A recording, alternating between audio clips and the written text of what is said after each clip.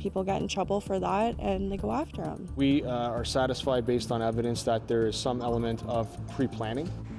2 teens are now facing first-degree murder charges. 2 more are under arrest in the stabbing death of a 14-year-old Hamilton student. People who knew the young victim are saying tonight his murder stemmed from a case of bullying. Lorena Redekop has been in Hamilton all day, learning more about the teen and the circumstances surrounding his killing. Classes continued today at Sir Winston Churchill Secondary School in Hamilton, a day after 14-year-old Devon Selvey was stabbed and killed. On my way out here, I had a teacher who reached out and just hugged. She was in tears. She said, "We worked so hard to build, the positive culture here." When I found out, I almost burst out crying in front of my mom. He was a fun kid to hang around. It happened at 1:30 in the afternoon behind the school. His mother was with him.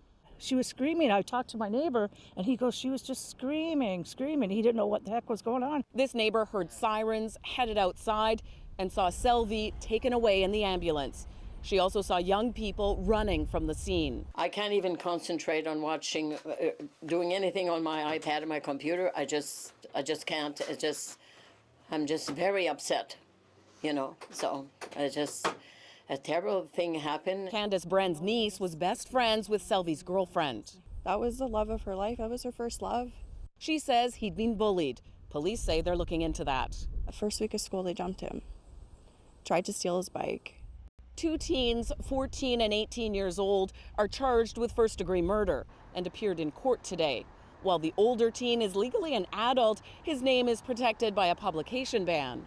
2 others, both 16, a girl and a boy, are still being questioned by police. They say the attack was recorded by bystanders on cell phones. I do encourage people that may be in possession of any type of video to please contact us, to reach out to us so that we can be provided with that video evidence. I would discourage anybody from passing that information along through social media or any other context for that matter, because it could be evidence. A vigil is being held outside the school tomorrow. Then on Thursday, the school football game will honor anti-bullying with funds collected for Selvey's family for funeral costs. His sister has set up a GoFundMe page. She tells CBC that her brother didn't need to lose his life this way. Lorena Redekop, CBC News, Hamilton. And police are revealing new details tonight about a failed hit and run that left a 16-year-old dead. Homicide investigators confirmed the name of the victim, Matthew Drever. They say he was intentionally run over by a dark-colored SUV and that it all started with an altercation that took place at a completely different location. Let's bring in Farah Morelli, who's live where the hit and run happened yesterday. And Farah, we are learning the teen wasn't alone that night. That's right, Dwight. 16-year-old Michael Drever was with another teenage boy when he was hit in the grassy area just behind me here. Now, what we learned today was that both of these teens were actually in the parking lot of the Shoppers Drug Mart just down the street on Woodbine. It's less than half a kilometer away. That's where the 2 teens got into an altercation with 2 men inside this dark-colored SUV. That SUV followed those 2 teen boys to this location here, where there was another altercation. Here is Detective Leslie Dunkley explaining what happened next. At that point, the passenger off the motor vehicle exited and began to chase the victim and his friend. They ran eastbound towards the community center behind me. At which point the motor vehicle struck our victim from behind and then proceeded to leave the area. Of course, Michael Drever was struck and killed. The other teenage boy, the 14-year-old, was not struck, and he was able to get away safely. As you can imagine, it's been an absolutely harrowing 24 hours for the family of Michael Drever, especially considering the fact that police have not yet located these suspects, and they haven't even found the car involved. Today, the family made a desperate plea to the public for tips. Matthew reminded me of his dad so much. He didn't deserve to be murdered. No matter what he did, he didn't deserve anything. Kelly Jones is a mother of 5. She was too distraught to speak on camera. She had to tell her children yesterday that one of their siblings wasn't coming home. They want to know why he's not coming home. It's hard to say to a 5-year-old, your brother is dead. They don't understand. Matthew Drever was 16 years old. His mother says his dad died when he was just 18 months old. He was a typical boy, loving, caring, funny. He was very funny. All the friends say anywhere you went, he always had this beautiful smile, always laughing, cracking jokes. I wanted to see where it happened, where he was struck, and where those bullies ran over. That's all I wanted to do. Matthew's grandmother returned to the scene where it all happened yesterday. Her granddaughter broke the news to her. Well, I answered the door and she come in and she says, "Mom, Grandma," she says, "something's wrong." And I said, "What?" She said, "Matthew." And I knew. And she said, "He's dead." I said, "Well, he's dead." Matthew's family says they can't understand why anyone would purposely try to kill him.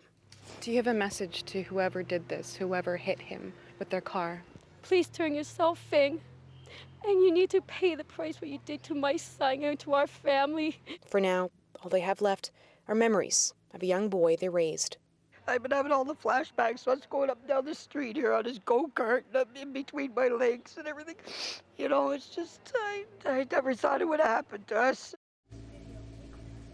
Now, Dwight, police renewed that appeal for tips on the vehicle involved in this crash. And I want to pull up a picture of that so that people can see it. This is the dark-colored SUV that's believed to have struck and killed this young 16-year-old boy. It's a dark-colored SUV.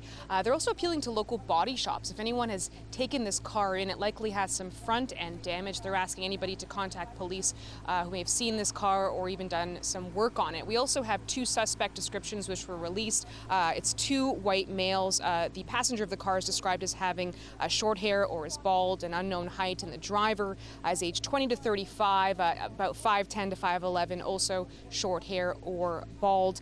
I should add that the teen earlier that was involved in this, that was not killed, is cooperating with police, but as you can imagine, is very traumatized by all this. Can imagine. Thank you for that, Farah. The trial into the alleged gang sexual assault of a woman inside a Little Italy bar continued today. The bar's owner and manager have both pleaded not guilty to the charges. And today the court saw the central evidence in the case, surveillance footage from inside the popular bar the night of the alleged attack on the 24-year-old woman. Alicia Son has more. College Street Bar was once a popular watering hole. Bartender Gavin McMillan owned the place. Enzo De Jesus Carrasco managed it. Today, video from inside College Street Bar from December 14, 2016 was played in court. Members of the jury watched it on computer screens in front of them. De Jesus Carrasco and the alleged victim could be seen having drinks at the bar. It's hard to tell from the angle of the camera, but the Crown argues the woman has at least 3 drinks being poured by both De Jesus Carrasco and McMillan. That's all of the video the media and the people in the court's public gallery is going to be able to see. And that's because the rest of it is allegedly graphic. 8 hours of footage from the time the woman was alone in the bar with the co-accused. The jury will have to watch and determine whether the woman was able to consent to the sex acts that take place. Both men were arrested in December 2016 and charged with gang sexual assault, forcible confinement, and administering a stupefying drug, in this case, cocaine. They've pleaded not guilty. Don't mind the shape of them, okay? College Street Bar shut down in early 2017 after activists, including sexual assault survivors, launched a petition and protested. Court continues this week.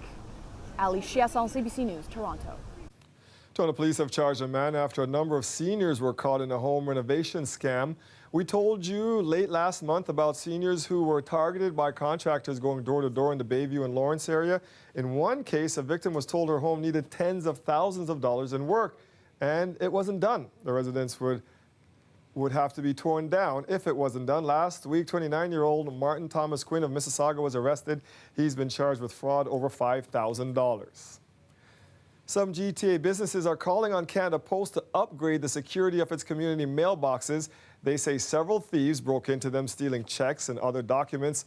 Now, the boxes are supposed to meet Canada Post standards for security, but as John Lancaster reports, some people are complaining the boxes are easy pickings for criminals. It took this unidentified person about 10 seconds to seemingly pry open these mailboxes. It was one of several alleged mailbox thefts at an Etobicoke commercial building late last month. The video was turned over to police and Canada Post, but the building's owner, Daniel Caravaggio, says no arrests have been made. They told me that 500 customers were without mail due to community mailbox break-ins. We had 4 properties affected. It's believed the alleged thieves want checks or anything that might help steal someone's identity. And a few kilometers away here in Mississauga, more break-ins. The first in January, 2 more in the last week alone. In fact, on Friday, Canada Post replaced the locks on these mailboxes. By this morning, they'd been broken into again, and so would those ones about 60 meters behind me. Adam Diorio has been hit twice. He says the problem is costing his business thousands of dollars in lost checks, as well as lost bank statements and business tenders. They called me this morning and they were saying they're working into it. They have to understand the problem. Okay, the problem is that they're stealing the mail. That's the problem. Fix the problem. Either fix the lock, move the box, make it door-to-door delivery. Pragna Mysteries, the accounting and HR manager at the nearby Marriott Hotel courtyard. So at this point, I really don't know what's missing. And for us, what's really critical is our guests that stay in the hotel have their mail delivered here. About 60% of Canadians get their mail delivered to these community or group mailboxes. Canada Post won't tell us how big the problem is, but they say they stand behind the security of the boxes and are not aware of, quote, any significant issues. Late this afternoon, however, they promised to replace this set of boxes entirely. John Lancaster, CBC News, Toronto. Science, I've always loved science, and I've always been sort of like a curious kid. And she's taking that curiosity from Markham all the way to MIT. Still ahead, more on this grade 8 student's discovery that could help humans live on distant planets, and how her parents are nurturing her gift. I kind of thought, oh, is this going anywhere? And then it was like popcorn. Things started happening, and I thought, okay, I'm not going to question anymore. Just go for it. Reach for your dreams.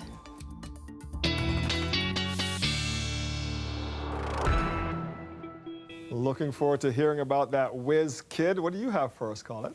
Well, I've got a little bit of science for you, too, the weather kind here, as we have a look at what's going on. These are the current temperatures around the GTA. They've fallen off a couple of degrees from our afternoon highs, but still pretty comfortable. So mid-teens we're looking at for Toronto, for Markham, Mississauga, just a little bit cooler in Oshawa, so your current temperature there at 14 in Hamilton. You share that temperature at the moment as well. I just want to show you the dew points, because I don't know if you also happen to notice it feels a little more fall-like out there, and that the air is kind of dry. It doesn't feel like it has a lot of moisture content to it, and that's why these numbers are pretty low. Markham at 6. They do get a little bit higher. We get into double digits a bit further over towards Hamilton, and for you in St. Catharines as well.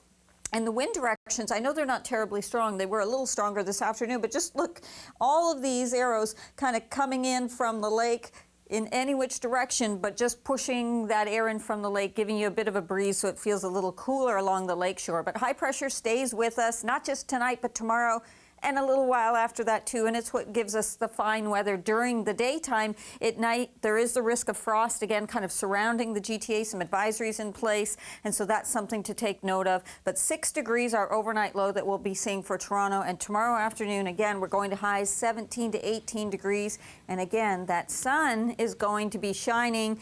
Dwight, I'll tell you when that's all going to kind of break down coming up. We don't want to know. We'll just enjoy it till it ends. Okay, Thanks, well, I'm Colin. not coming back then. Yes, you are. Bye. I'll see you in a bit. See ya.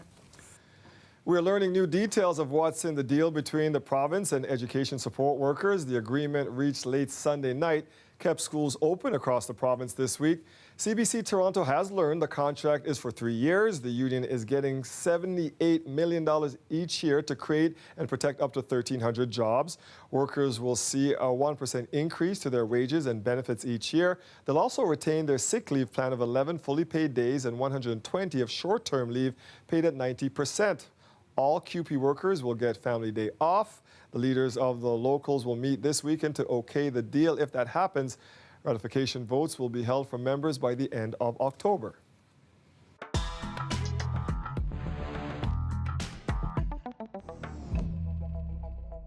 Federal party leaders are back campaigning today after last night's debate. It was the first and only chance to see 6 party leaders face off in English.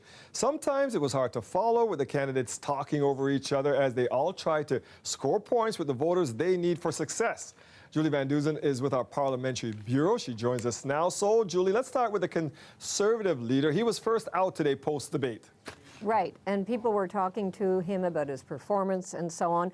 And it's clear he wants to keep this a two-way race between himself and Justin Trudeau. Now, his challenge last night was to make up lost ground. He did not do a good job in the French TVA debate the week before. Then he had a bunch of missteps. So if you happen to watch the debate, you would see that within seconds he was swinging, like some would almost say over the top. He was biting in his words against Justin Trudeau in the first 30 seconds of the debate, calling him a fraud, a phony, not fit to govern. So he was asked about that today, and he said, look, his plan was he had points to make, and he wanted to make them right off the top, and he's not backing down. Take a listen. Like millions of Canadians, I've just become incredibly frustrated with him being so completely fake and phony, and saying one thing and doing another, and pretending to be someone that he's clearly not. All right, the person he's talking about, what was he up to today, Mr. Trudeau? Right. Well, he'd gone all the way to Iqaluit to talk about climate change and how it's heating up way faster in the north, and how he's different than Andrew Scheer, who doesn't care about the environment. That was his message. But he was also asked about Bill 21. Now, Bill 21 came up a lot in the debate last night, and there again is a distinction between Trudeau and Scheer.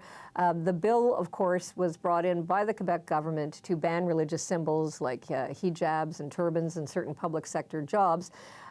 So Trudeau was asked basically in terms of what is the distinction. So Scheer does not want to challenge it, and Trudeau said he is the only leader who says he might intervene in the future. Take a listen. I have not ruled out a federal government weighing in at a later date on this issue, because a federal government cannot ever rule out the need to stand up for fundamental freedoms. And what about Singh, who some pundits said did well last night? Well, a lot of the pundits are saying he did extremely well. He seemed to be having fun, very comfortable on the stage, until it got to Bill 21.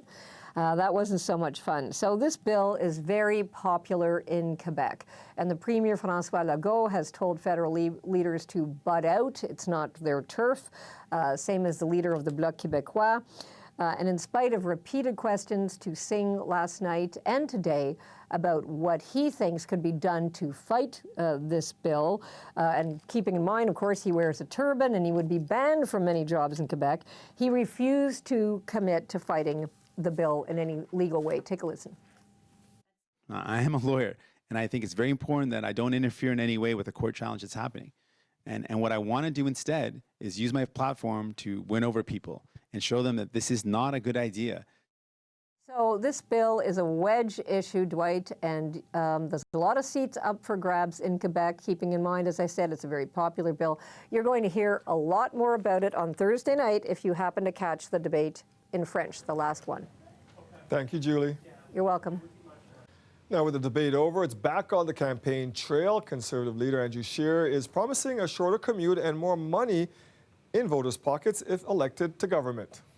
We'll prioritize projects like the Ontario Line and the Yonge Subway Extension here in the GTA. These projects are part of a new Conservative government's plan to prioritize infrastructure projects across Canada that reduce commute times. Scheer also mentioned provincial projects in other cities, including Quebec City and Vancouver, as well as reiterating his commitment to cancel the carbon tax. And NDP leader Jagmeet Singh wanted to focus his message today on affordability for young people. Singh held a roundtable discussion where he promised to immediately remove all interest on student debt, then replace loans with non-repayable grants. The ultimate goal, he said, is free tuition for post-secondary education. Singh also took the chance to greet Torontonians in line for new Nikes at the Air Jordan store downtown. So from my earliest days, I just loved doing elementary science. And that love has led to this Canadian getting a Nobel Prize the second year in a row. A Canuck has won the big prize in physics. More on his incredible work after the break. The weather update is brought to you by Train Extreme Conditions Testing. It's hard to stop a train, really hard. Train, the most reliable heating and cooling brand.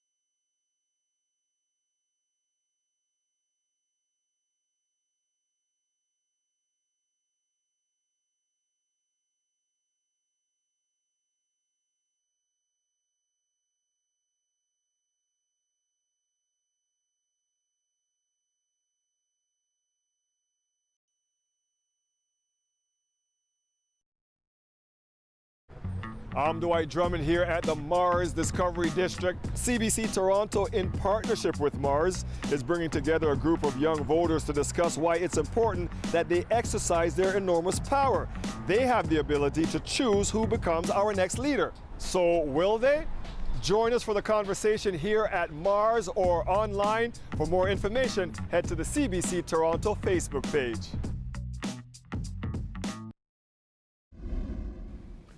One of the biggest names in CFL history is returning to the Toronto Argonauts as a general manager. It is my goal to do my level best to make sure that we are not just a competitive team on a consistent basis, but we want to return to being a championship team. Mike Pinball Clemens has been a star player for the Argos as well as the head coach and team executive. He's taking over from Jim Popp in the GM role. The change comes after a blowout loss to Vancouver on the weekend. Now, the Argos have just 2 wins this season. Clemens was asked today how long he thinks it will take the team to turn around. In the Canadian Football League, it can be a much shorter turnaround. I've kind of been in this situation before, and the first time around, it took me 1 full year and 1/2 year to get there, right? Clemens said he twice turned down the front office role with the Argos earlier this season before agreeing to take the job after Saturday's game. A Canadian-born scientist is one of 3 people to win this year's Nobel Prize in Physics. 84-year-old James Peebles, who was born in Manitoba, is being honored for his work in physical cosmology, specifically helping us understand how the universe began. Cameron McIntosh has more. He's not a household name like Einstein or Hawking. Now I know how rock stars feel. Canadian-born physicist James Peebles is celebrating science's highest honor for work which has largely defined our modern understanding of the universe, how it evolved, what binds it together, a journey of discovery that started as an undergrad student in Winnipeg. I find it amazing always to consider that nature operates by rules that we can discover. Peebles graduated from the University of Manitoba in 1958 and moved on to Princeton. He helped legitimize the then fringe discipline of cosmology. By pioneering study of background radiation, he refined Einstein's theories of the age and structure of the universe, helping to give rise to the theory of dark matter. So we've got these 2 opposing forces. Physicist Roger Dubé studied under Peebles. He's taught us things like what the universe looked like 100 seconds after the Big Bang. We've learned about dark matter and dark energy, totally different things. All of it pretty inspiring for current University of Manitoba physics students. Just so exciting to me that I could make a difference in what I'm doing, the way that he's made a difference in all of our lives. Now I'm learning about things that he's discovered, things that generations of scientists before me have discovered, and now I'm here standing on the shoulders of giants. Somewhere out there, says Peebles, is a student who will refine his work as he did Einstein's. We can be very sure that as we discover new aspects of the expanding and evolving universe, we will be startled and amazed once again. Meanwhile, as for his $600,000 share of the Nobel Prize, I owe a lot to the University of Manitoba, and a chunk will go to it. Hoping to one day push the bounds of knowledge even further. Cameron McIntosh, CBC News, Winnipeg. These signs are up and the doors are locked. This Syrian restaurant is permanently closed. I'm Angelina King on Queen Street West. The family that owns this restaurant says it's because death threats they've been receiving. We'll tell you when that started and why. That's coming up.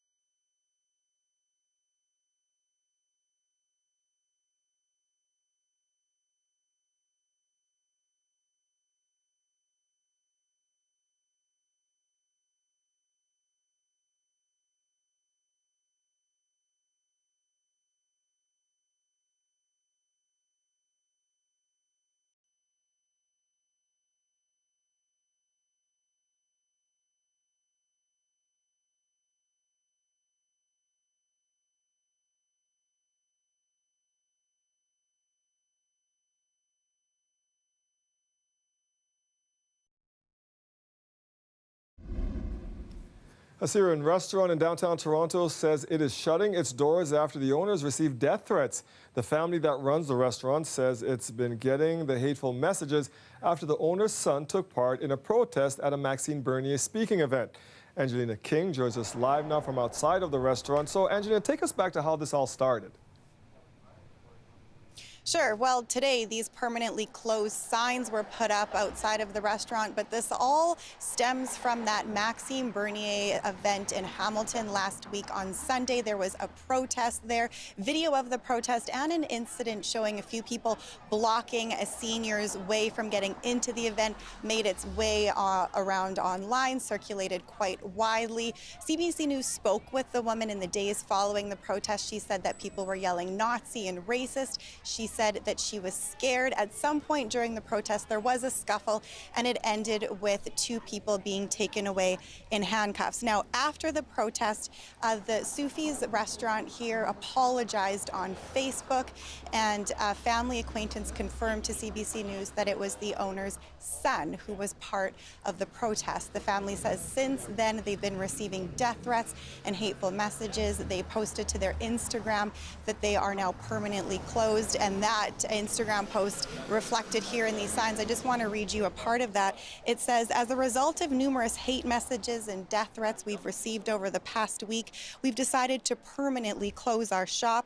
Our decision is made with a heavy heart in effort to maintain our family and staff's safety. So Toronto police confirmed that the family did notify them of the threats. We reached out to the family. They didn't want to speak to us at this time, but the Urban Alliance on Race Relations is going to be making a statement for them shortly within the hour. Now, the family did post on Instagram saying they don't want to conceal the events that led up to all of this. They do want to address them just when they feel that it's safe to do so. So after the protest, the restaurant put that apology on Facebook. It has since been deleted, but said in part, Ella regrets that he did not step aside and or stand up against the act of verbal abuse that occurred against her. It went on to say, our family and business do not condone acts of hate, violence, or harassment in any shape or form. At that time, the family asked people to refrain from sending verbal and hateful, abusive messages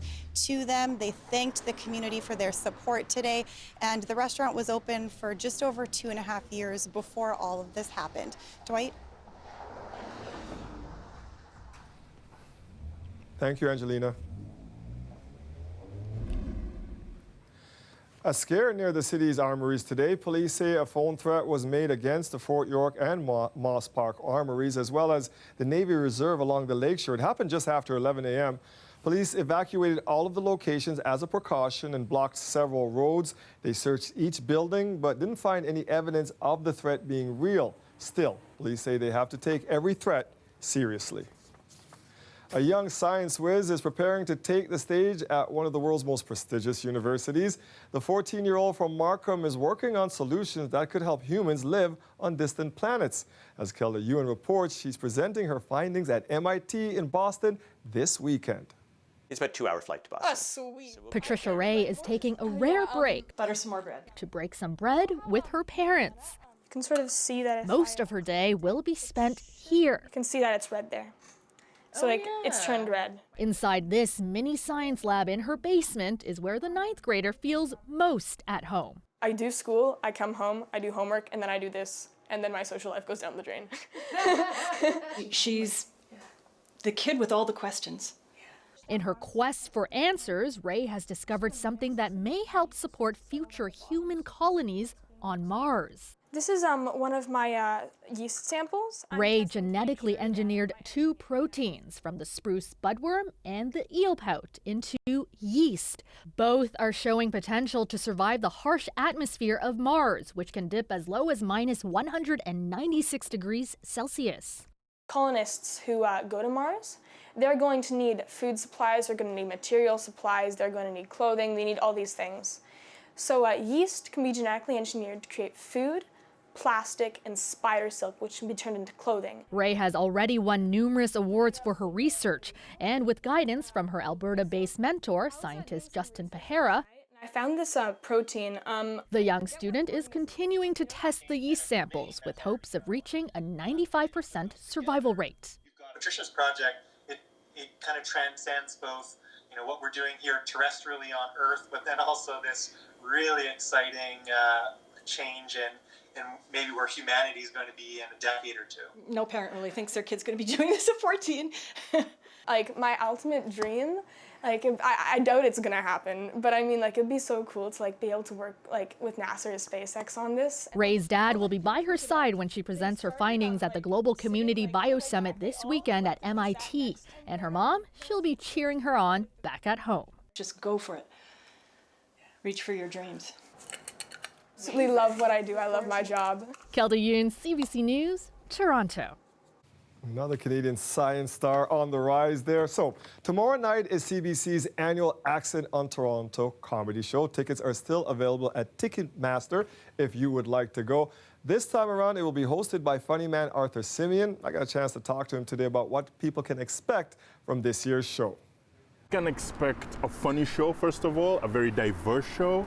Accent on Toronto is a show that celebrates diversity, first of all, but it's a stand-up comedy show at its core, obviously, so they can expect a funny show. The lineup is incredible. I think I've seen you on that stage before as a comedian, but this year, you're going to be the host. Yes. So talk about the comedians you'll be introducing. I will be introducing a diverse group of comedians, like I said. The first one is Patrick Hakeem that I want to talk about. He's a transplant from Montreal, coming here to roast Toronto, rightfully so. He's a very funny guy and a very good friend of mine. He also happens to be my neighbor, which is an added thing. I shouldn't have mentioned that, but I will now. Well, now we know where you live. Yeah, exactly, yeah. Salma Hindi is another rookie to Accent of Toronto. She is one of only two hijab-wearing Muslim comedians in Canada, and she's going to be rocking the stage. It's very funny, a different perspective, like I said. And then we have a couple of veterans. We have Dave Hemstad and Deborah Kimmon, who have been around for a very long time, and they're also bringing their sort of hard-earned knowledge of the beautiful city of Toronto. Now, it sounds like a lot of funny on that stage, and I'm guessing the material that will be explored that night, you said we're going to be roasting Toronto? Well, I don't understand. What's going on? I mean, the show is a celebration of Toronto. Celebration. But also, I mean, there are things we got to talk about. There are things we have to talk about. For example, come on, man, what are you talking about? Like, I mean, the transit system. You know? Yeah, the TTC could be troublesome sometimes. Exactly, okay. yeah. So we're going to talk about the TTC. We're going to ask a few questions of it. Okay, you know? I get it. Maybe some things that need to be improved. Okay. And some things that, you know what, don't touch them. They're great. All right, all right. Now you've piqued my interest. Yeah. I know that's usually a packed audience at the show. Accent on Toronto, that's coming up, but you also have a comedy album coming out this fall. Yes, Let's The talk about Blackest that. Panther. I was wondering about that name. So now I watched the movie. You weren't in the movie. I was not in the movie. So and then how could you be the Blackest Panther then? Because it was the Black Panther. That was the movie, okay? That was the movie, and I don't know if your viewers can see, you know, it can get darker. It can get darker, and that's all I'm presenting, is convincing people that, you know what, the Black Panther was great, but there's also the Blackest Panther, and he's even better. Mr. Simeon, looking forward to Accent on Toronto. Thank you so much. And always. also I looking for the appreciate you. Blackest Panther coming out. When is that coming out? It is coming out in November. Excellent. And you can get all right the in time for the information on my holidays. website. Right in time for the holidays. Yeah. Thank you, buddy. Thank you, man. Okay, I'm going to try some comedy now. He's the ruler of rigatoni, the savant of spaghetti, and the maestro of macaroni. You guys aren't laughing. Anyway, could one of the world's best pasta chefs come not only from Canada, but from right here in Toronto? We catch up with him ahead of the World Pasta Championships after the break.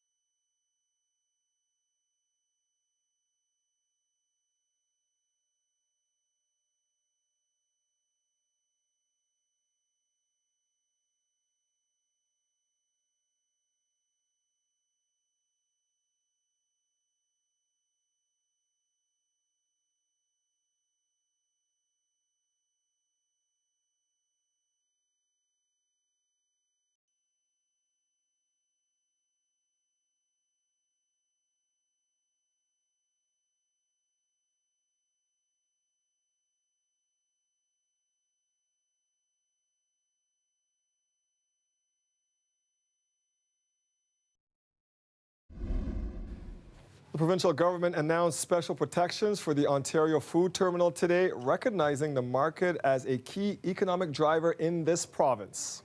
By ensuring the Ontario Food Terminal lands are protected as a provincially significant employment zone, we're working to ensure that the people of Ontario benefit from uninterrupted distribution of wholesale produce that they rely on for many, many years to come. The new designation means the terminal land must be used for employment purposes. The province gives the protection to spots important to the economy that might also be vulnerable to development. The 40-acre Etobicoke Distribution Centre is the country's largest whole fruit and produce terminal. About 100,000 people rely on the Ontario Food Terminal for employment. Some of the best pasta chefs from around the world are in Paris tonight, among them Toronto's very own Shuthis Sethi. Sethi is representing Canada in the World Pasta Championships, which gets underway tomorrow, and we got a chance to talk to him recently.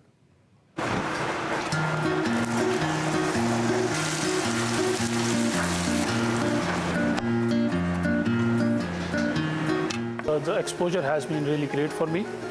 Like, I always thought that I would do really good in cooking, but this has come really early.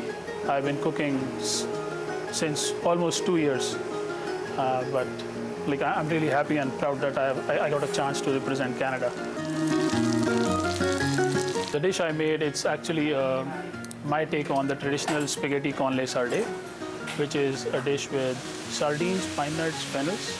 I made some changes to it, add a little bit spice, some lemon, and made it my version of spaghetti con le sarde.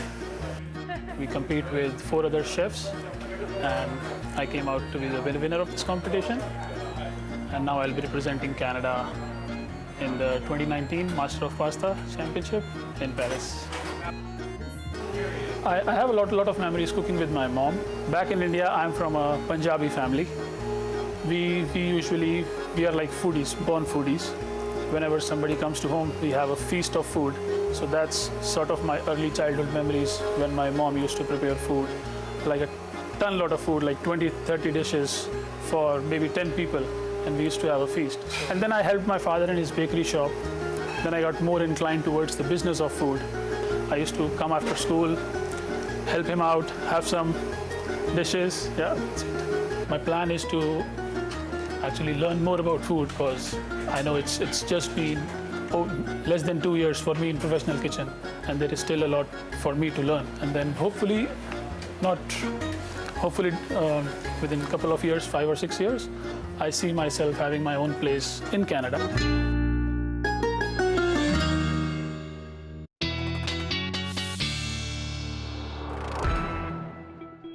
And when he gets his own place in Canada, Colette, we will be there eating our pasta al dente. Yes, we will. Wow, food as art, really. Beautiful. Yeah, absolutely beautiful. Almost can taste it, not quite. We'll get there.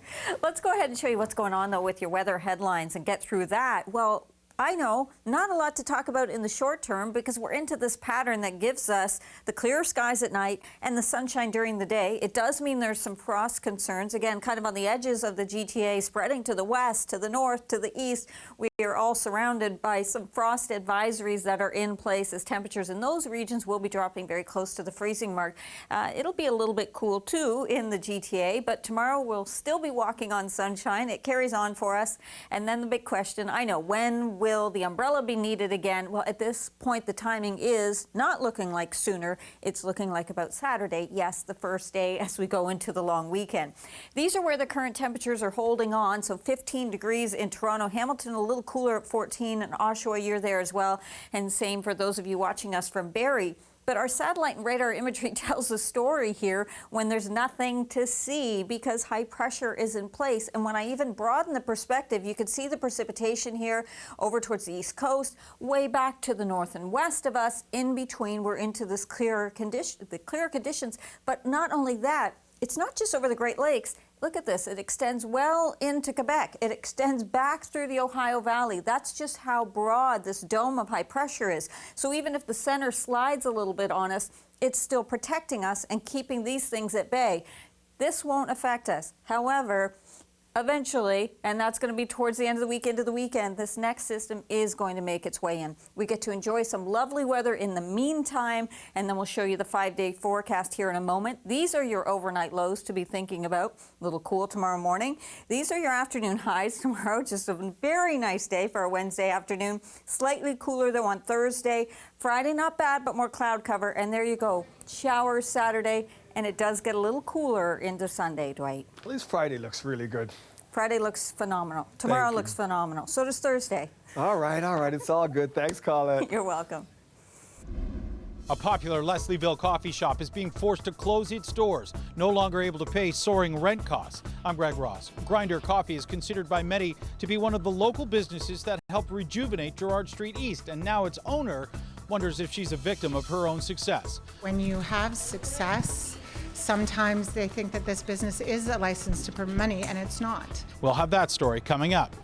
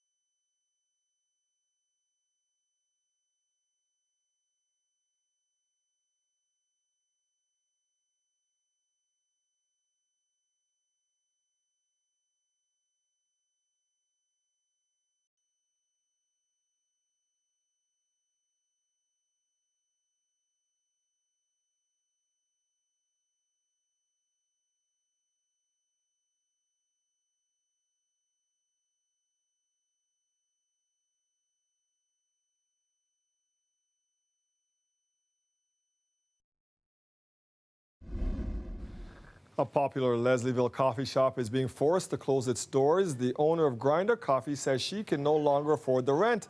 You may have heard of Grinder. It's the same coffee shop that brought in TIFF stars for the past 2 years. Greg Ross explains.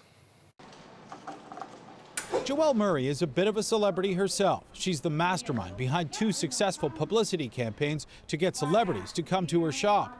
This is what I use to lure him. That sounds kind of bad. Ryan Gosling was the first. Last year, he stopped by Grinder after Murray put out an invitation on social media.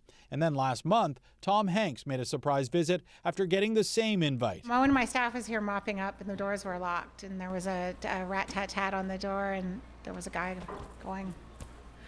But celebrity sightings aren't the only thing that keep Grinder's customers coming back. Yes, I like the coffee, but for me personally, it's less about the coffee and more about the atmosphere. Coffee you can get a ton of different places, but I don't know, I liked Grinder as a staple in this community. All of this attention may ultimately be the reason Grinder is closing. 6 months ago, Murray says her landlord decided to raise her rent to more than double what she was paying. When you have success, Sometimes they think that this business is a license to earn money, and it's not. There's a lot of overhead. I employ staff, and I sell things that are ultimately $3. I've got to sell a lot of them to just have the lights on. She says she tried to negotiate a better deal with the landlord, but had no luck, and now she has until the end of the month to move out. Not good news for some of the other business owners in the area. She's definitely been someone who really drives business here. Kristen Rankin runs a hair salon across the street. She says Grindr has been a big part of the rejuvenation of the area. She is a very vibrant business owner here, and she did a lot for this community. In the beginning, I used to, pick up beer cans and crack needles off the front stoop. I don't have that issue anymore. We talked to the owner of the building. She didn't want to appear on camera, but says she's thinking about opening her own coffee shop in the space, or maybe a flower shop. As for the future of Grindr, does this business live on just at a new location? I'm not sure yet. To be honest, I'm a bit beaten up by the whole process. Murray says she has had offers from other landlords, but if she's going to reopen, she wants it to be in the same area. Greg Ross, CBC News, Toronto. It's so great to be able to connect with nature in the middle of the city. Do you have a favorite place you like to go? The Nature Conservancy of Canada is looking for the top 10 hotspots in the GTA. You can hear their suggestions coming up.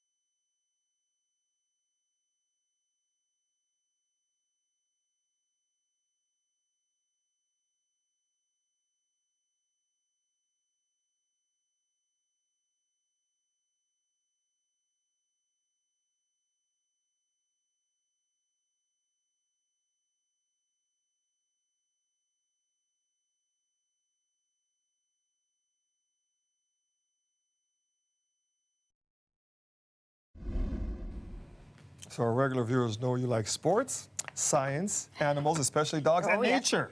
Yeah, nature too, wildlife, all of it. And you have something special for us? Yeah, Nature yeah, today? Well, tell us. exactly. The Nature Conservancy of Canada, Yep. Dwight, they're putting together, and tonight they're revealing it actually, their top 10 list of the hot spots in the GTA for nature. But it's really just to spark a discussion. So I met with Dan Kraus from the NCC. We met at Humber Bay Park, which actually isn't on the list, but I'd put it on mine. And that's the idea. What would you put on your list, and why are these spots so important to us, for those of us living in the GTA and those of us here in Canada? These really are places that are important for the city, but they also have species and habitats that are important for conservation from a global perspective, or they're places where water and wildlife move through the city. So some of the places we can see, Humber River, which comes in right under the bridge. We put that on the list because it's one of the places where Atlantic salmon, which is the native salmon of Lake Ontario, is being reintroduced. Also in some of the marshes around Humber Bay, there used to be a turtle called the Blandings turtle, which still occurs in some other places in Toronto. And from a global perspective, that turtle is actually more endangered than the giant panda. So here's a species that is globally imperiled right here in the city, and what we do matters. The other place is just these nearshore waters of Lake Ontario. I think for a long time, people in Toronto have kind of turned their backs on Lake Ontario, and that's because historically it was pretty dirty. It was sewage, a lot of industrial contaminants were in it, but it's probably cleaner now than it's been in generations. And because of that, wildlife has come back. So in the winter, one of my favorite things to do is to walk along the shore looking for these huge rafts of sea ducks. So ducks have bred in the Arctic, and they're choosing to spend the winter here. Also, where all the trees are, that's High Park. And High Park is a very special place because it's a remnant oak savanna and tall grass prairie. So historically, there was a band of prairie and savanna that ran through and beyond the city, and High Park is one of the last places where that still occurs. Because we have to remember, this shoreline has receded incredibly. It used to be much farther inland, and so that's why we had the savannas that used to exist here in the Greater Toronto Area. Yeah, and many of the natural areas that we have, they were not initially created for nature. There are places like this park where it's actually a lot of fill that was dumped into the lake. But in places in our cities where we've kind of left nature alone, nature has returned. So in a place like this now, you can find things like coyotes, beavers. I saw mink earlier in this place. So it is an area where if you want to connect with nature, you want your kids to connect with nature, you can find that close to home. And I find that really hopeful. So some of them on the list, some of the suggestions on the list, a few of them are man-made. So it sort of shows us even where we've done damage perhaps or encroached on habitat, if we do the work to try and build a place for the animals, the wildlife, the vegetation to come back, it actually does come back. Yeah, Toronto has some of the most amazing ecosystem restoration projects that are happening in North America. They include places like what's happening in Tommy Thompson Park, the Meadowway, which is a huge corridor that's going to be important for grassland birds and pollinators. And certainly experience has taught us that if we build habitats for nature, the wildlife will return. And I think that's really encouraging. So we're pretty lucky.